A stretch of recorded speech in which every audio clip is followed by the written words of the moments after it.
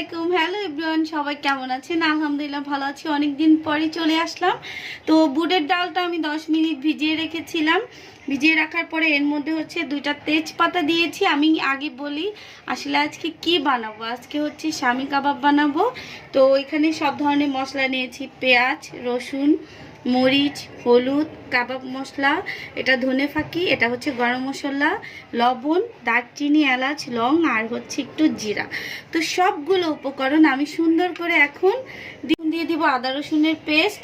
আর স্বাদের জন্য দিয়ে দিচ্ছি 1 চামচ পরিমাণ টক। সামান্য পরিমাণে লবণ আর টক দইটা হচ্ছে অপশনাল, আপনারা দিতে চাইলে দিতেও পারেন, না দিলে নাই। তো এখন হচ্ছে আমি এখানে অল্প একটু পানি দিয়ে এটা সিদ্ধ বসিয়ে দিব আর মাংসটা সাথে অ্যাড করে নিচ্ছি। তো এখানে হচ্ছে আমি মুরগির মাংস নিয়ে নিয়েছি বুকের।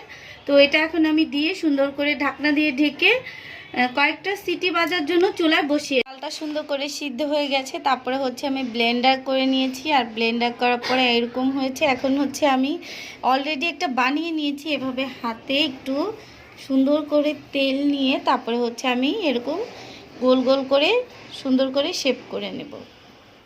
তারপরে হচ্ছে ডুবো তেলে ভেজে নিব, সেটাও আপনাদের একটু রেড গ্রাম দিয়ে ভেজে নিচ্ছি দেখার সৌন্দর্যের জন্য, এটা অপশনাল। আপনারা চাইলে রেড গ্রাম দিয়েও ভাজতে পারেন, নয়তোবা এভাবে নর্মালও ভাজতে পারেন। তো এখন চলেন ভাজার জন্য চুলায় তেল গরম বসিয়ে দিয়েছিলাম, বিসমিল্লাহ, এই তো দিয়ে দিলাম। এখন এরকম করে আমি হচ্ছে সবগুলো দিয়ে দিব। আর আজকে গ্যাসটা একটু কম, তাই তেলটা এখনো পরিপূর্ণ গরম হয়নি, কিছু করার নাই, কারণ ইফতারের সময় হয়ে যাবে, তাই আমি সবগুলো এভাবে করে একটু ভেজে নিচ্ছি। তো এই তো তৈরি হয়ে গেল আম্মুর হাতে স্পেশাল শামি কাবাব। তো আপনারা অবশ্যই এই রেসিপিটা ট্রাই করে দেখবেন, অ্যান্ড এই ভিডিওটা ভালো লাগলে লাইক করে দিন। অ্যান্ড দেখেন কালারটা জাস্ট মাশাআল্লাহ অনেক সুন্দর আসছে, ওয়াও। তো আজকের ভিডিও ছিল এই পর্যন্তই, বাই বাই।